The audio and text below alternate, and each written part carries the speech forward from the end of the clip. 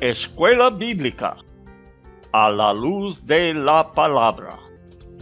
Oh, cantadmelas otra vez, bellas palabras de vida. Hallo en ellas mi gozo y luz, bellas palabras de vida. Sí. Luz a las Naciones, canal cristiano de comunicación presenta A la luz de la palabra, un estudio expositivo de la palabra de Dios, una presentación minuciosa de toda la Escritura, porque es inspirada por Dios y útil para enseñar, para redarguir, para corregir, para instruir en justicia, a fin de que el hombre de Dios sea perfecto, enteramente preparado para toda buena obra. Palabras de vida, bondadoso te salva y al cielo te llama. Qué bellas son. Escuela Bíblica a la luz de la palabra, edificando sobre la roca. Bellas palabras de vida.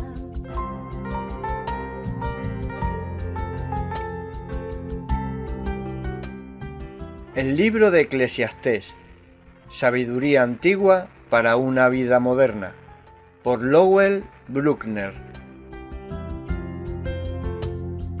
Grato el cántico sonará, bellas palabras de vida.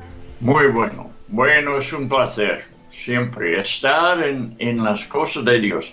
Bueno, estaba hablando de maravillarnos de Cristo, Raúl, y daba esta pregunta las dos veces que Jesús se maravillaba. Era su reacción a algunas personas, ¿verdad? Y de igual manera hoy, Dios está atento a nuestras palabras, a las motivaciones de nuestro corazón y a nuestros pensamientos. Y se maravilla Dios también, fíjate. Sí, se entristece Dios, se alegra Dios. Digo, hay que ver que Él es una persona y nosotros somos hechos en su imagen. Así que digo las mismas cosas, claro, no al grado, no al nivel del ser divino que es Dios, pero ha puesto en la humanidad las características de que a Él le da placer. Y así es que nosotros podemos darle a Él placer y podemos entristecerle también. Pero bueno, vamos ahora al estudio. Eclesiastés, estamos en capítulo 7 y te digo otra vez que me da un placer, me da una satisfacción, una cosa de que no soy digno de poder compartir las palabras de personas inspiradas del Espíritu Santo, con su sabiduría que no es de este mundo, que está encima de todo lo que podemos aprender de este mundo. Estamos en una cosa que es espiritual, celestial y sobrenatural. Pero bueno, estamos estudiando en este libro, recordándoles siempre que Salomón está hablando del mundo bajo el sol, todo relacionado con la esfera de este mundo. Y no debemos confundirnos entonces que no enfatiza la vida sobrenatural, la vida de lo que acabo de decir, celestial, la vida sobrenatural, la vida espiritual, Salomón se dedica en este libro de hablar de las cosas debajo del sol, pero de un punto de vista de parte de Dios, como Dios ve la vida aquí. Y esto es lo que queremos también aprender, lo que Salomón ha aprendido de Dios. Y estamos en capítulo 7, yo creo más o menos vamos a empezar con el versículo 25. Lo voy a leer antes de comentar. Me volví, dice Salomón, y fijé mi corazón para saber y examinar e inquirir la sabiduría y la razón, y para conocer la maldad de la insensatez y el desvarío del error. Salomón habla de haber entrado en una búsqueda profunda después de haberse arrepentido. Me volví, dice, me volví, arrepentí y fijé mi corazón para saber, investigando en cuál ha sido la raíz de su propia necedad y locura que él vivió una gran parte de su vida. Está buscando la razón de su pecado. Y aquí vamos a aprender, pues, por la manera en que él se concentró en este asunto, nos va a enseñar. Está cavando profundamente dentro de sí en el intento de hallar la verdad. Parece extraña su determinación de ir primeramente en esta dirección, antes de buscar el perdón y la salvación. Pero es que necesita saber acerca de las trampas y el enredo que le llevó a la idolatría y a la impiedad.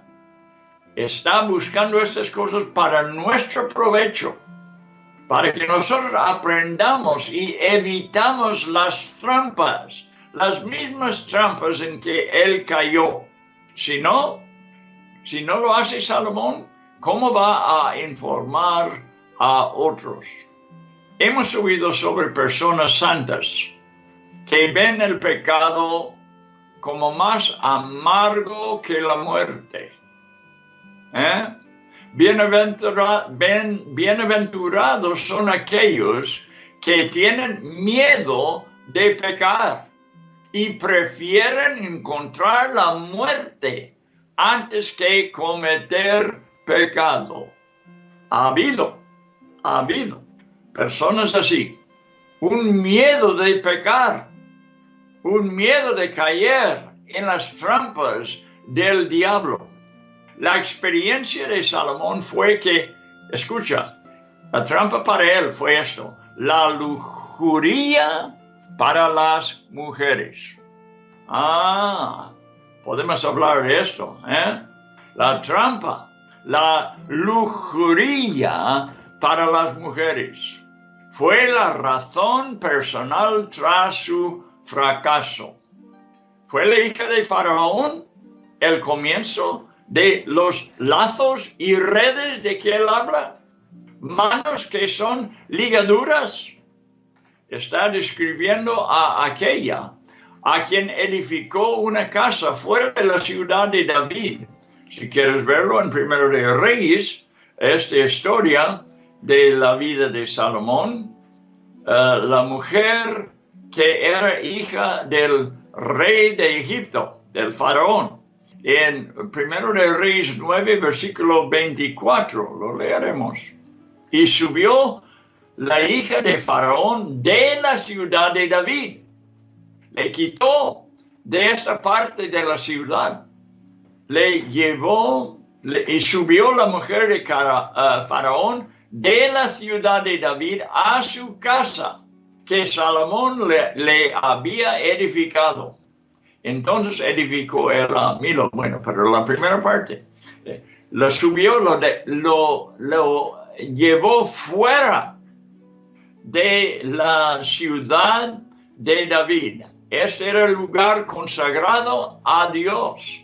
Y como ella era una pagana, con dioses propias, idolatría en su vida. Bueno, Salomón cayó en la trampa de casarse con él, pero cuando menos él vio el peligro y la quitó, cuando menos en este momento, vio el peligro y la quitó de la casa de David, que estaba consagrado a Dios, a otra parte de la ciudad, ¿verdad? Le apartó lo pagano, la pagana, es lo que era, que de todos modos después fue una trampa para él, pero en este momento él pudo ver que ella era una trampa y quería separarla de las cosas de Dios para que no contaminara las cosas de Dios.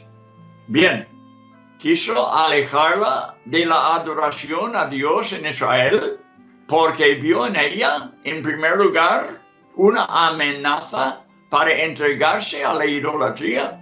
Así lo estoy creyendo. Pues tal precaución no fue suficiente, porque después, escucha, edificó Salomón. Están, si quieres seguirlo, Primero de Reyes, en capítulo 11, versículos 7 y 8. Dice que edificó Salomón un lugar alto a Quemos, ídolo abominable de Moab, en el monte que está enfrente de Jerusalén, y a Moloch. Ese era un ídolo terrible. A este Moloch los padres sacrificaban a sus hijos. Hemos estado hablando de la bendición de ver a los hijos en las cosas de Dios. Pero fíjate, cuando el mundo cae en la idolatría, en las costumbres del mundo, ellos habían ofrecido a sus hijos a Moloch en sacrificio, adorando a demonios, a Moloch, ídolo abominable de los hijos de Amón. Así hizo para todas sus mujeres extranjeras, las cuales quemaban incienso y ofrecían sacrificios a su Dios. Recuerda, aquí hemos visto, aquí en Eclesiastés, Salomón meditando sobre las trampas en su vida que le llevó al pecado. Y nos está instruyendo tener cuidado en las trampas que te puede causar tu compañero como tu compañera. Si tú se cases fuera de la voluntad del Señor. Qué trampa terrible fue en la vida de Salomón. Ahora está facilitándoles en su idolatría, edificando casas para sus dioses. ¡Ay, qué terrible! Qué bueno que hemos oído de Raúl primero, para animarnos un poco antes de estudiar estas trampas. Pero bueno, tenemos que hablar de ellas. Salomón lo vio conveniente hablar de estas cosas y Dios lo metió en su palabra. La palabra eterna de Dios tiene estas precauciones para nuestro beneficio también. Bien, este rey desagradó a Dios y cayó en un lazo profundo. Versículo 26 otra vez, de capítulo 7, ¿verdad? 26. Y he hallado más amarga que la muerte a la mujer cuyo corazón es lazos y redes y sus manos ligaduras. El que agrada a Dios escapará de ella, mas el pecador quedará en ella preso. Mira, Salomón no está hablando contra el sexo femenino. No hay que malinterpretar esto. Está hablando de sus propias experiencias. Y como él, por sus errores, por no tener precaución, por tener lujuria, por las mujeres, cayó en estas trampas y nos está avisando de lo que le causó su caída en el pecado. Y para eso daremos gracias a Dios que nos avisa, que avisa a la generación nueva de nuestro día, de nuestros hijos, ¿verdad? De los jóvenes de nuestro tiempo. Tener cuidado antes de casarse. Piensa en lo que estás haciendo. No sigas solamente tus deseos. Piensa sabiamente sobre lo que vas a hacer. Al observar la causa y seguir el proceso del pecado en su vida, pudo ver claramente la trampa, Salomón. Su historia cuenta con 700 esposas. Ni lo imaginé, ni lo puedo imaginar. Y 300 concubinas. Un total de 1000 mujeres en su vida. ¿Pudo haber un hombre en su reino que intentara llevarle a Dios? Pero no hubo una sola mujer entre las 1000 de su harén que le influyera para bien. Versículo 27 y 28. He aquí que esto he hallado, dice el predicador, pensando las cosas una por una para hallar la razón, lo que aún busca mi alma y no lo encuentro. Un hombre entre 1000 he hallado, pero mujer entre todas estas nunca hallé. ¿Cuáles? Los 1000. Sus 700 esposas, sus 300 concubinas, todos lo llevaba a la idolatría, a la maldad. Y nos está dando una precaución que cuando nosotros nos casamos con una, que sea una mujer cristiana, que sea una mujer que está buscando a Dios con todo su corazón.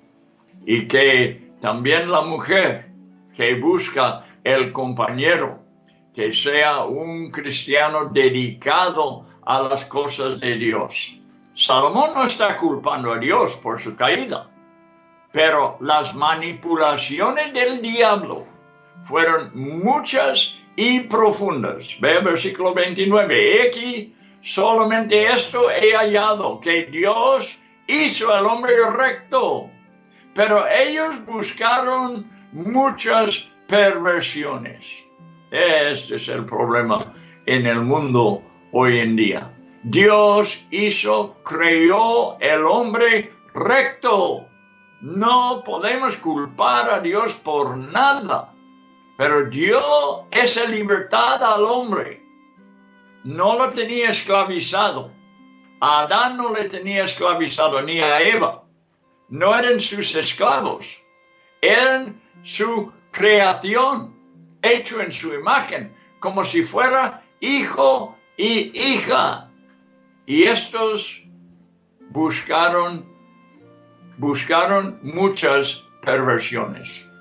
Este era el problema. ¿Ve? Bien, él sabía la debilidad del rey, el diablo, digo. Sabía la debilidad del rey y desde el principio, relacionado a su unión con la hija de Faraón, fue contra el mandamiento de Dios. Primero de Reyes 11, 1 y 2, escucha. El rey Salomón amó, además de la hija de Faraón, a muchas mujeres extranjeras, a las de Moab, a los de Amón. Por eso hizo estos ídolos. Ídolo de Amón, ídolo de Moab, y las de Edom, a las de Sidón, y a las Eteas, y gentes de las cuales Jehová había dicho a los hijos de Israel, no os llegaréis a ellas. Escucha, no os junte en yugos desiguales. Lo dice no el Antiguo Testamento, sino el Nuevo Testamento, y son los consejos del apóstol Pablo, inspirado por el Espíritu Santo, porque sabía de los peligros para los jóvenes hoy en día. Porque ciertamente harán, sigue la palabra de Dios, Primero de Reyes 11, 1 y 2, porque ciertamente harán inclinar, ciertamente, esto no fracasa, este mandamiento, este consejo no fracasa, dice ciertamente harán inclinar vuestros corazones tras sus dioses. A estas pues se juntó Salomón con amor. Bien avisado de parte de Dios, tomó la dirección opuesta. Y él está meditando en sus pecados para que nos pudiera dar consejos, que no cayéramos en los mismos. Ahora pasamos al capítulo 8. Versículo 1 dice, ¿quién es como el sabio? ¿Y quién otro sabe la explicación de un asunto?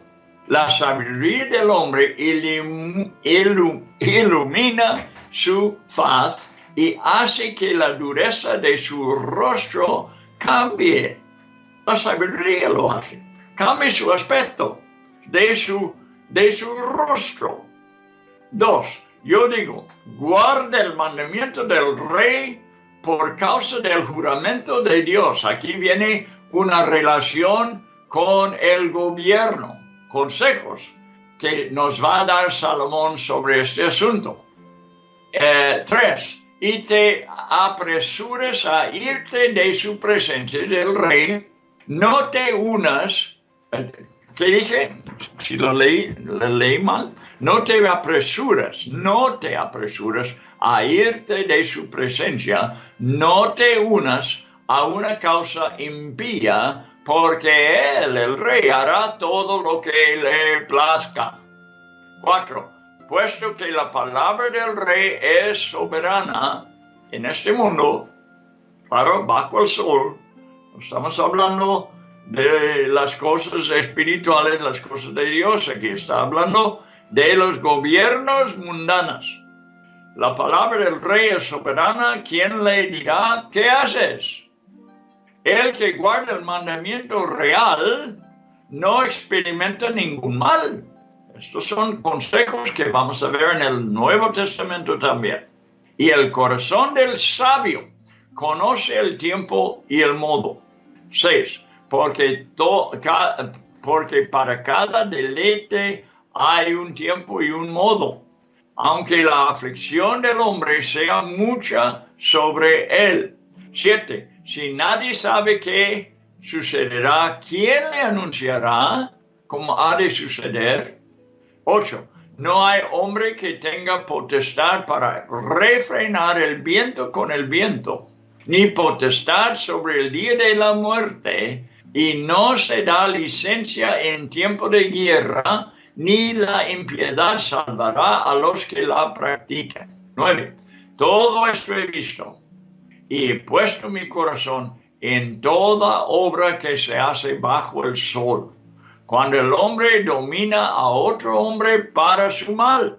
Bueno, hay mucho que considerar en estos 9 versículos. El apóstol Pablo no fue el primero en aconsejar a sus lectores que debían sujetarse a las autoridades civiles. Es un mandamiento del Nuevo Testamento y nos hace bien si lo seguimos. Es de Dios. El precedente de lo que dijo Pablo está en el Antiguo Testamento. Y no fue un rey poderoso quien lo determinó, sino la autoridad divina, inspirando el poderoso rey. es sabio vivir según esta norma.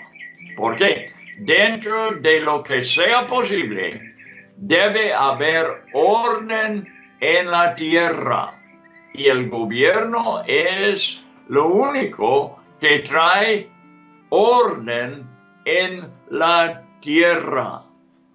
El gobierno romano tenía muchos fallos y cometía injusticias tremendas, incluyendo la persecución a los cristianos. Pero, escúchame, pero Pablo mandó a la iglesia en Roma que fueran ciudadanos obedientes y sumisos. ¿Por qué? Porque tenía que haber orden en la tierra. Y con todos sus fallos, el gobierno romano trajo orden hasta cierto punto. Los gobernantes necesitan sabiduría para tratar los asuntos de Estado y saber cómo interpretar correctamente cada situación.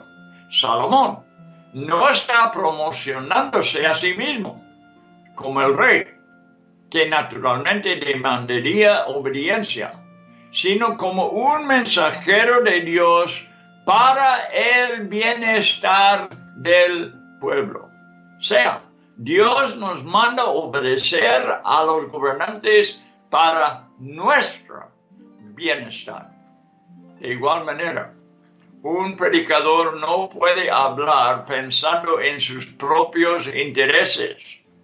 Él tiene que presentar el caso de Dios delante de la gente. Cuando una persona recibe la sabiduría de Dios, aún se nota en su rostro, ilumina su faz y hace que la dureza de su rostro cambie. ¿Qué? La sabiduría. Esta es la hermosura de la sabiduría y su efecto sobre toda la personalidad, aún el rostro de la persona. Citemos otra vez el gran principio espiritual que se repite, creo, 4 veces en los libros de sabiduría. En Job una vez, si me acuerdo bien, una vez en el Salmo, en los Salmos, 2 veces en el libro de Proverbios. ¿De qué estoy hablando? De que el temor de Dios es el principio de la sabiduría. La sabiduría empieza con el temor de Dios. La gente que no temen a Dios no tienen sabiduría verdadera. Pueden tener inteligencia, pueden ser muy inteligentes, pueden saber muchas cosas, pero no son sabios. Es imposible ser sabio sin el temor de Dios. La persona que teme a Dios respetará sabiamente a quien Dios haya elegido. Los gobiernos son elegidos por Dios. Volvámonos a la enseñanza de Pablo en el libro de Romanos. Aquí está, Romanos 13, es donde habla Pablo de obedecer al gobierno. Versículo 1 y 2. No hay autoridad sino de Dios. ¿Lo has escuchado? No hay autoridad sino de Dios. Y las que existen por Dios son constituidas. Quizás no es tu partido. Quizás hacen muchas cosas que a ti no te gustan. Y a mí tampoco. ¿Verdad? Pero Dios ha constituido. A veces para bien, a veces para mal. Pero aquí tenemos que respetar lo que Dios ha permitido y aprovechar del bien que ellos ofrecen. Porque sí, el gobierno ofrece un poco, aunque es injusto en muchos casos, pero ofrece un poco de paz, un poco de tranquilidad en la sociedad. Y si no fuera por el gobierno, los criminales andarían libres, causando caos donde quiera. Gracias a Dios que hay gobiernos, ¿verdad? Observemos la constancia de la Escritura. Salomón, igual que Pablo, instruye al lector a guardar, escucha, el mandato del rey por causa del juramento de Dios. Versículo 2. Cuida tu actitud hacia la autoridad, porque no te conviene ser rebelde. No estás en posición de cuestionar sus decisiones. No salgas de su presencia, dijo Salomón. No salgas de su presencia con ira, sino considera seriamente su palabra, porque no hay otra autoridad más alta a la que poder apelar que la del rey. Dad al César lo que es de César, dijo el Señor. ¿Sí? Igual que dijo dar a Dios lo que es de Dios, dijo también, y es un mandamiento, dad a César lo que es del César. Debes estar siempre dispuesto a admitir la posibilidad de estar equivocado tú, siempre tomando en cuenta el viejo proverbio que dice que errar es ser humano. Ay, cómo descubrimos, ¿verdad?, durante nuestras vidas los errores que hemos hecho cuando no hemos pensado correctamente sobre alguna cosa. El corazón que confía en Dios reaccionará apropiadamente, dejando el asunto en las manos de Dios, buscando el tiempo y una manera mejor de tratar el asunto que necesita ser traído delante de la autoridad, como versículo 5, ¿verdad? Versículo 5, aquí lo tengo. El que guarde el mandamiento no experimentará mal, y el corazón del sabio discierne el tiempo y el juicio. Elige el tiempo correcta para tratar algún asunto, buscando el tiempo y una manera mejor de tratar el asunto que necesita ser traído delante de la autoridad. Tenemos nosotros casos así, ¿verdad?, en nuestras vidas, cuando tenemos que presentar cosas delante de la autoridad, aunque sea muy difícil, y uno se siente desesperado. La sabiduría nos enseña a esperar en Dios, poner este asunto en las manos de Dios, entendiendo que sus caminos no son los nuestros. Versículo 6, porque para todo lo que quisieres hay tiempo y juicio, porque el mal del hombre es grande sobre él. La sabiduría nos enseña a esperar en Dios, entiendo que sus caminos no son los nuestros. Por eso siempre es mejor esperar que Dios haga su voluntad. La esperanza tiene que estar en lo que nos garantiza la palabra de Dios. Proverbios 21:1, escucha. Como canales de agua es el corazón del rey en las manos del Señor. Él lo dirige donde le place. Bueno, el versículo 7 nos enseña sobre uno de los temores más fuertes y comunes dentro del hombre, el temor a lo desconocido. Vamos a leerlo. Pues no sabe lo que ha de ser. El desconocido. ¿Cómo nos da temor, verdad? Lo que no sabemos. Cosas en que estamos totalmente ignorantes. No sabe lo que ha de ser. Y él, ¿cuándo haya de ser? ¿Quién se lo enseñará? Bien, este temor se debe principalmente a lo que nos dice el versículo 8. Aquí está, no hay hombre que tenga potestad sobre el espíritu para retener el espíritu, ni potestad sobre el día de la muerte, y no valen armas en tal guerra, ni la impiedad librará al que la posee. Vamos a considerar esto últimamente ahora. 7 y 8. El temor del desconocido, principalmente, es porque somos incapaces de controlar los asuntos. Tenemos que aprender a confiar en lo que Dios ha predeterminado. Salmo 31:15. En tu mano están mis años. Líbrame de la mano de mis enemigos y de los que me persiguen. Tú, hermano, y yo no podemos controlar los asuntos que entran en nuestras vidas. Muchos asuntos. El día de la muerte, por ejemplo. No tenemos control sobre eso. No tenemos control sobre muchos asuntos. Esto hay que ver en nuestras propias personalidades, nuestra nacionalidad. Tenemos que ver con eso. ¿En qué nación nacimos? ¿Quién lo controló? Nuestros padres. ¿Quién dijo yo quiero tales padres? El gobierno.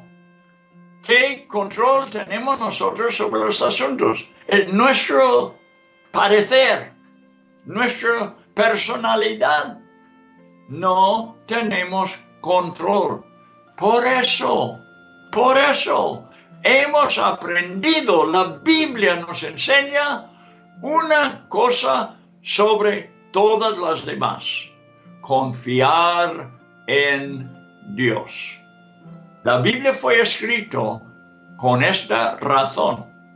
Hay muchos que están intentando de interpretar todas las cosas que hay en la Biblia. Ahora hablábamos de la lujuria. Hay una lujuria para el entendimiento humano.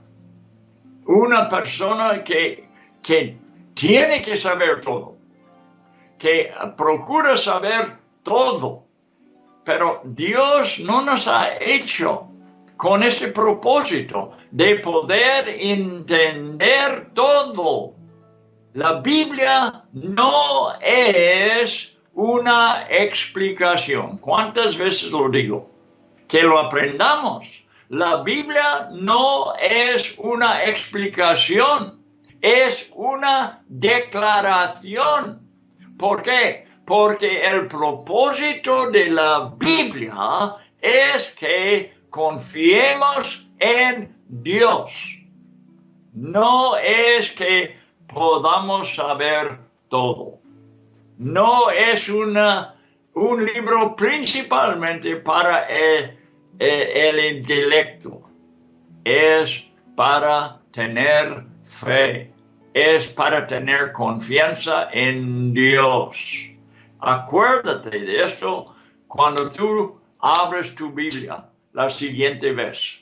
Esta palabra es para que confíes en Dios. Así si tú no entiendes lo que estás leyendo, puedes decir: Dios, confío en ti.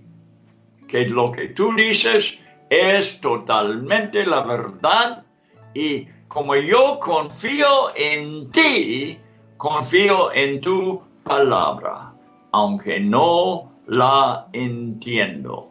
Esta es la sabiduría en cuanto de la palabra de Dios, en cuanto a los asuntos de nuestras vidas. En tu mano están mis años. Dijo el rey David: líbrame de la mano de mis enemigos. Es una oración. Tú no lo puedes controlar. Líbrame de la mano de mis enemigos. Ay, yo tengo que aprender eso. Lo digo a mí mismo. Yo quiero aprovechar este estudio.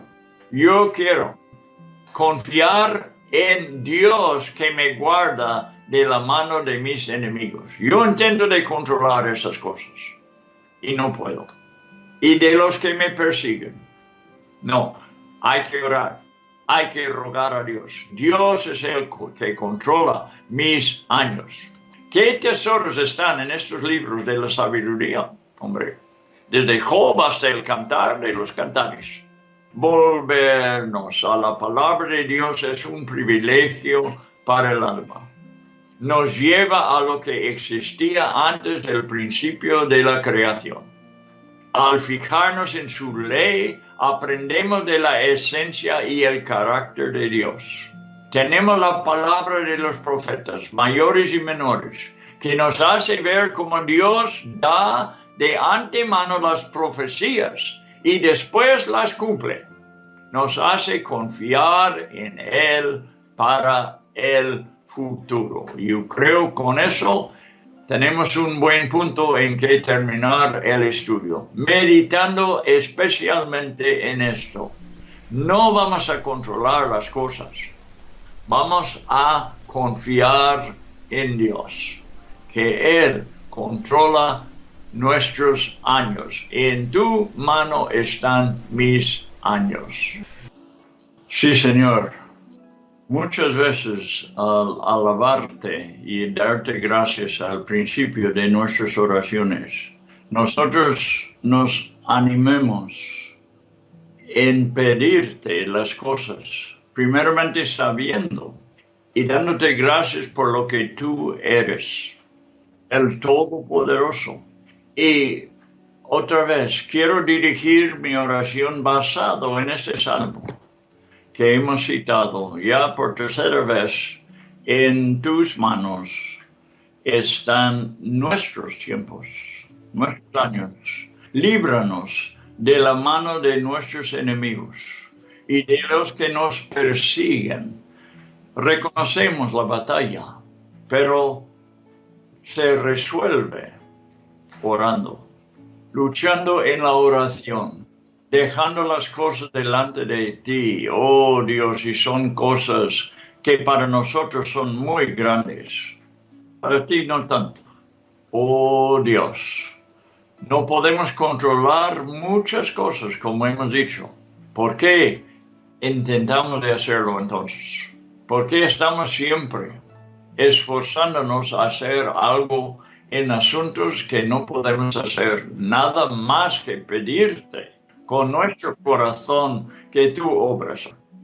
Por eso venimos delante de ti, porque tú eres el Todopoderoso. No podemos apelar a otra justicia, sino la tuya.